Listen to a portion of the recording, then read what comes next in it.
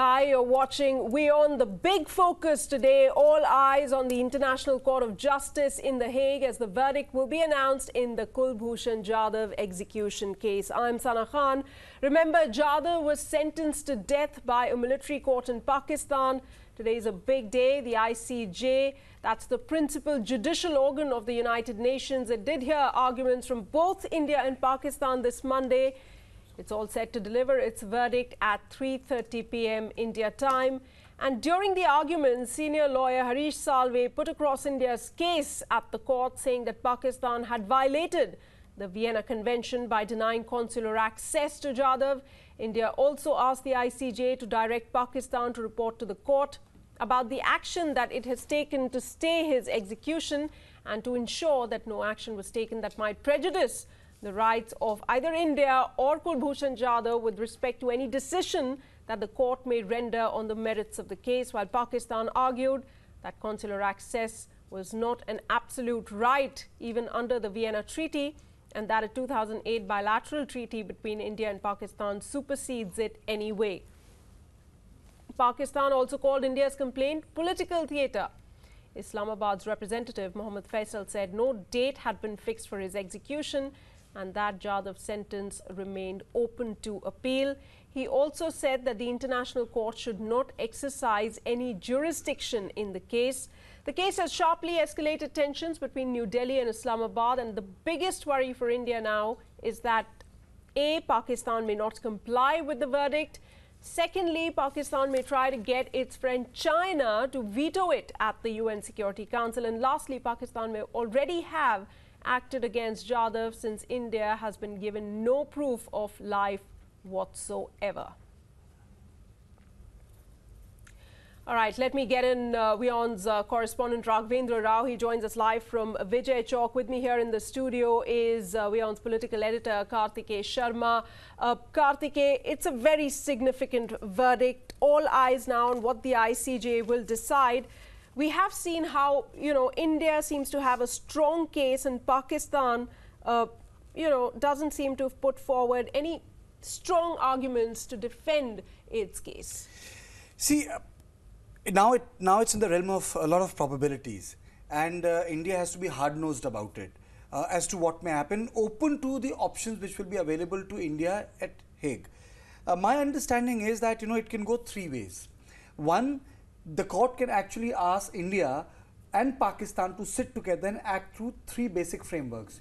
There have been three major frameworks when it comes to India and Pakistan. One has been the Simla Agreement, which was post-1971 war, which was signed between Zulfikar Ali Bhutto and Indira Gandhi. Second was Lahore Declaration, which was signed between Nawaz Sharif and Atal Bihari Vajpayee. And third was 2008 Treaty of Prisoners, which was again signed by Manmohan Singh and his counterpart in Islamabad. Right. Now, this option is a third option, because first two option is either this way or that way. Either it rejects the appeal or it accepts the appeal and stays it. But in case if India or Pakistan are asked to go through these three following declarations or agreements, then what will happen is, Sana, that India might get time, but then it will have to be sorted out bilaterally. So, in these three scenarios, it can go either way, but then there will be other options available for India, because Pakistan has been arguing its case on the merit of 2008 treaty itself, using the word bilateral. All right. That's interesting. And we do know that even after the ICJ verdict, even though it might be binding, but there is no way that the Hague can make sure that it is enforced. Raghavendra, coming to you, give us a sense of, what India's main argument is primarily based on, and what's the significance of this verdict that we all are looking at, watching so closely? Well, Sana, India's case is built primarily on the premise that Pakistan has violated the Vienna Convention on Consular Relations. That is the crux of India's case before the International Court of Justice. Mr. Harish Salve, India's representative in this case, has laid down before the court in great detail how Mr. Jadhav was allegedly, kidnapped from Iran and was made to be shown as arrested in Pakistan, and then he was made to undergo a kangaroo trial in which he was not explained his legal rights under the Vienna Convention for Consular Relations. He was not given a legal counsel. India has argued before the ICJ that this was, at best, a farcical trial, and following this farcical trial, Pakistan has awarded a death penalty to one of the Indian nationals. Now, India has also tried to convey to the ICJ by bringing this matter before it, the manner in which these military courts are functioning in Pakistan. And while the idea here may be just to save the life of Mr. Kulbhushan Jadhav for the moment, but India has also tried to lay before the international community the way these things are being proceeded with in Pakistan. Now, the verdict is very crucial, because if the ICJ were to give some provisional measures today or some provisional relief to India in this case, right, it would be a huge diplomatic victory for India, because the manner in which the Indian authorities acted very fast, they were quick on their feet as far as approaching the ICJ was concerned. Remember, that was prompted by a realization that there was a growing threat of Mr. Jadhav being executed any day now. Now, this is something which the Pakistani side has countered at the ICJ. The Pakistani side has made it known that, the sense of urgency shown by India does not have much merit, because Mr. Jadhav still has legal recourses available to him in that country, and that Pakistan had not fixed any date for his execution. But the manner in which the ICJ first took cognizance of India's complaint and held a hearing within days of having been sounded out by India, and the manner in which now this order is coming just right, hours after those hearings took place, it goes on to show and convey that the ICJ is, appreciating the urgency of the matter, because India had also argued that it suspected that Pakistan could execute Mr. Jadhav while this trial was pending. Absolutely. Considering the fact that there was absolute lack of transparency as far as Jadhav's trial and what happened to him even after that, is concerned. But Karthikeya, coming to you, you've been talking about how Pakistan has basically relied on the 2008 bilateral treaty. It's argued that the Vienna Convention is not applicable in this case. But, what is Pakistan going to do in case the ICJ takes this case up as a humanitarian, human rights issue? We'll have to go by options. What options does India have? The only option, the experts are actually divided on this. Some experts are of the opinion that one option is that India can go to United Nations. Second option is the Security Council. Yeah. But a lot of people say that once the ICJ ruling comes out, it's all over. And secondly, the previous cases of litigations were all against United States of America, in which United States of America did not listen to ICJ. It was Paraguay versus United States of America, Germany versus United States of America, right, Mexico versus United States of America. United States is supposed to be the most liberal and big democracy, did not adhere to the rules of ICJ. And those were the litigations related to criminals, and not the case like India and Pakistan. Now, we are facing Pakistan squarely for the fourth time in ICJ. Last time was in 1999 on the Atlantic case. Now, that time they wanted $6 million as compensation. India did not, I would say, agree to the demands of the Pakistan, and matter was not pursued. But this matter is being argued publicly on social media, and it's being relayed, it's being broadcasted. This is the first. So a lot of people are saying that whatever the decision might be, because it's, the decisions can be in grey also, that asking both the countries to come together, this will accentuate tension between both the nations. Jadhav's case, unfortunately, instead of a case of an individual abducted from Balochistan, has become a matter of honor and pride for both the countries.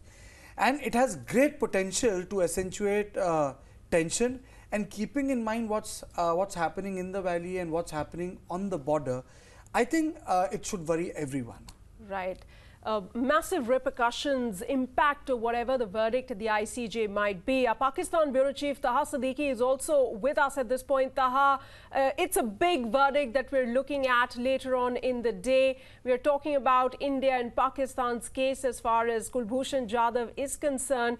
Give us a sense of, what's been the crux of the arguments that have been put forth by Pakistan in the case. Well, from the day of the hearing on Monday, basically the Pakistani defense has been with regards to highlighting the jurisdiction issue. and also at the same time highlighting the fact that Kulbhushan Jadhav has a legal reprieve in the country. Now, with the first one, the jurisdiction issue, basically they have been citing India's own sort of admission in the past. In the late 90s in 99 with regards to the jurisdiction case of ICJ. When Pakistan went to ICJ, India cited jurisdiction issues and backed out of the sort of like the mediation from ICJ. So in that sense, Pakistan has been trying to use that as an example, and then there is another 2008 agreement between Pakistan and India with regards to a consular agreement, which is what we are told here in Pakistan, which exists, in which anything related to security matters will not be decided as per the Vienna Convention or any other UN or international obligations. So that has been pretty much the defense of Pakistan with regards to this particular case. And then also to add to that, they have been saying that Kulbhushan Jadhav has a right to appeal here to a military tribunal and then a mercy petition with the Chief of Army Staff, the President. But although at the same time, I mean, in Pakistan, legal reprieve for him will be very difficult, given the fact that all across the country, bar associations, which lawyers are member of, have actually announced a complete boycott of representing him. So he cannot really find legal reprieve in the country, given the circumstances. So in Pakistan, the main focus has been mostly on the jurisdiction aspect. Okay, and that itself is something that India has been taking up very strongly. India has been saying that there is an immediate threat to Jadhav's life. It's violated the Vienna Convention. Jadhav was kidnapped. But again, if the ICJ takes up the human rights violation angle, things could dramatically turn in India's favor. Raghavendra, coming to you. Many people, if you read up reports in Pakistani media, they say that how India rushed to the ICJ without giving it a thought, whereas experts in India say it is indeed a well thought out strategy and India has a plan in place, and that is why after years it decided to take this step to go to the ICJ. That itself, indicates that India perhaps has a strong case and a well thought out strategy. Well, Sana, let me tell you very frankly that it is actually a very well calibrated move as far as the Indian authorities are concerned. The Ministry of External Affairs did not jump the gun here, that's for sure, because there were enough reasons for the Indian authorities to believe. They in fact still are worried about Mr. Jadhav's whereabouts and his well-being, because there is not even an iota of evidence to suggest that he's actually hale and hearty and is in actually good physical condition, because Pakistan has not only refused consular access 16 times but also has not released any photograph or any video of Mr. Jadhav post that alleged confession which is recorded on tape. So the Indian authorities, the sense here was that the manner in which this trial was conducted, the lack of transparency which was witnessed.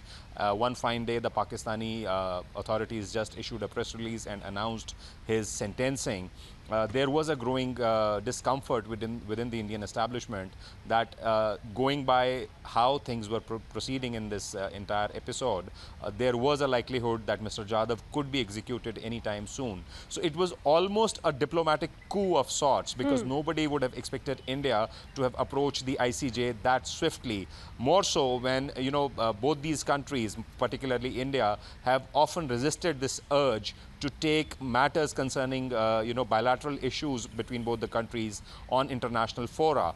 It was a diplomatic coup of sorts, one which took Pakistani government by surprise in a way, but also the fact that Pakistan had approached the ICJ just a few days before and had amended one of its declarations there, wherein it had stated that it would not accept ICJ's jurisdiction in matters relating to its national security. That was also a very key indicator of the fact that Pakistan probably was up to something and given the fact that this case was going on simultaneously, the sense within the Indian establishment was that this declaration, this amendment of declaration before the ICJ was essentially to do with the fact that Pakistan indeed was planning to execute Mr. Jadhav, and this was the reason why the Indian authorities acted swiftly. Okay, swiftly is a key word over here. Karthikeya, do you think in hindsight this was the best recourse that the Indian government had to approach the ICJ in the case? I think government had no option, because government, as Raghavendra rightly pointed out, feared that there was a possibility that the Jadhav could have been executed. As Taha said, that legal recourse is not available for Kulbhushan Jadhav in Pakistan, because bar associated all over Pakistan have decided to boycott Jadhav. So, you know, he does not have a lawyer. Even if there is an appeal, who is going to argue that appeal? And plus the visa has not come. Even for the parents, consular access has been denied 16 times. For me, the broader picture is one is what happens to Jadhav today, and what will Jadhav episode do to India and Pakistan? There are two questions there, Sana. Right. One is about an individual, and secondly, it is about South Asia. And that South Asian the South Asian question is that what will happen between India and Pakistan? Is it going to affect bilateral relationship further? Is it going to completely freeze the ties? Will it have an impact on other treaties? Will it have a bearing on the water treaty, IMF, most favored nation? So for me, the Jadhav question moves beyond what happens at Hague today. For me, the question is, how will two countries, big as India and Pakistan, will behave with each other once the verdict is out? Right. I think that is something which worries most of the experts, Sana.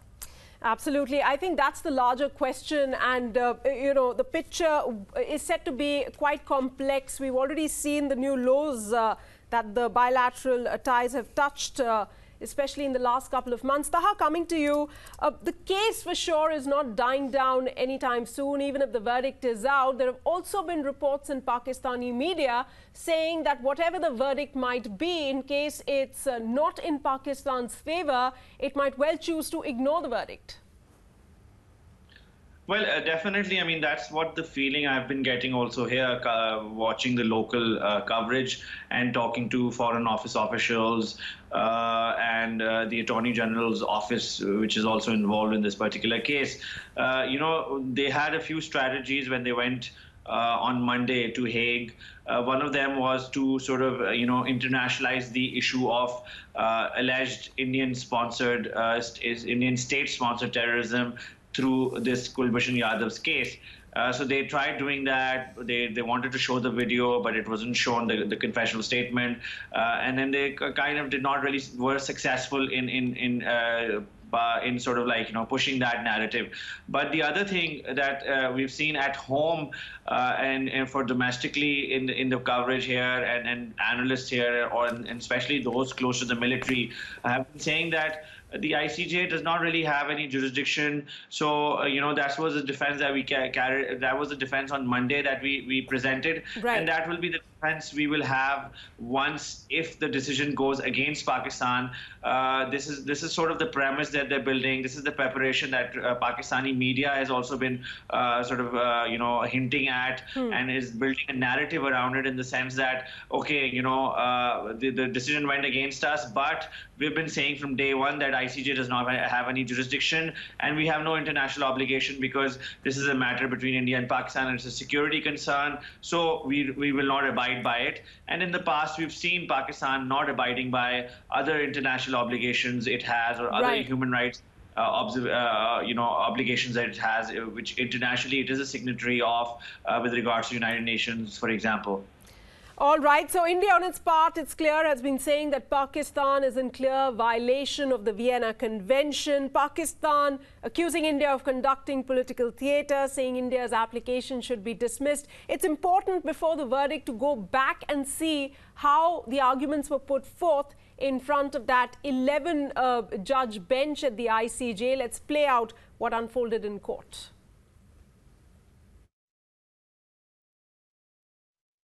Pursuant to the bilateral agreement between India and Pakistan of 2008, which India is anxious to avoid any reference to, the question of access to Commander Jadhav would be decided on the merits. These facts establish beyond a shadow of a doubt that the trial was conducted without informing the accused of his rights under the Vienna Convention, without granting consular access to India, in denying the accused and India to arrange for legal representation.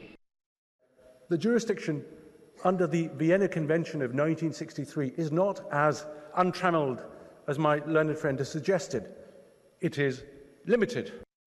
Article 1 of the optional protocol reads thus, and I quote, "Disputes arising out of the interpretation or application of the Convention shall lie within the compulsory jurisdiction of the International Court of Justice and may accordingly be brought before the court by an application made by any party to the dispute being a party to the present protocol." Unfortunately, the court was not provided with the substantive material which was given to India on the 23rd of January 2017, but it has now. India's position has been and continues to be that Jadhav was kidnapped from Iran and appears to have been framed based upon a confession extracted from him when he was in military custody. The allegations of Pakistan lack credibility, particularly in the absence of consular access being provided, by which India would have been able to understand the circumstances of Jadhav's presence in Pakistan. There were 4 stages of the trial, 21st of September to the 12th of February 2017. The clemency process was identified clearly, the timeline, 90 days plus 60 days. It is facetious on the one hand to allege in public pronouncements, including at the level of the advisor to the Prime Minister, that Jadhav has been convicted for serious offences against the state, and on the other hand to point out remedies by way of seeking clemency in its communication to this court. Well, ultimately, it all boils down to that crucial verdict and what's at stake diplomatically, bilaterally between India and Pakistan. Pakistan Bureau Chief Taha Siddiqui, a correspondent Raghavendra Rao, and political editor Kartikeya Sharma with me here in the studio. Kartikeya, so let's talk about the big picture. You were talking about it, that the bigger picture is the diplomatic ties and how they will move forward irrespective of the verdict today.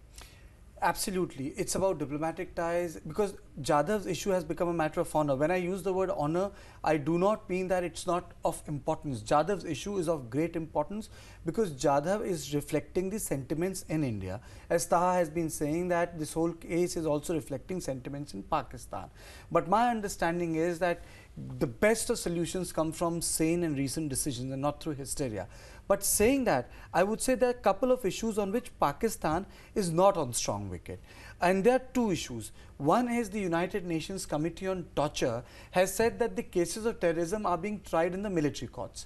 Now, Pakistan has tried Jadhav in a military court. He has not been tried in a civil court. For example, Kasab was tried in a civil court. It was a special court, but then the trials were open to one journalist. Trial was open to journalists. Second, he had a lawyer, in fact a team of lawyers. And third, there was no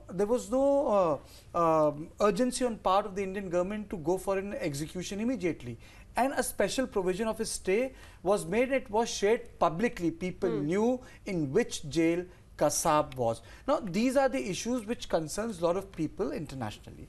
And second is the issue we'll touch later is as to why Pakistan has argued that Vienna Convention doesn't cover spies, terrorists and espionage. But for me, the issue is important that why has he been tried in a military court? He should have been given a charge in the civil court, and he should have had the right to defend himself publicly because it's not a case of Yaqub Menon, it's not a case of Kasab.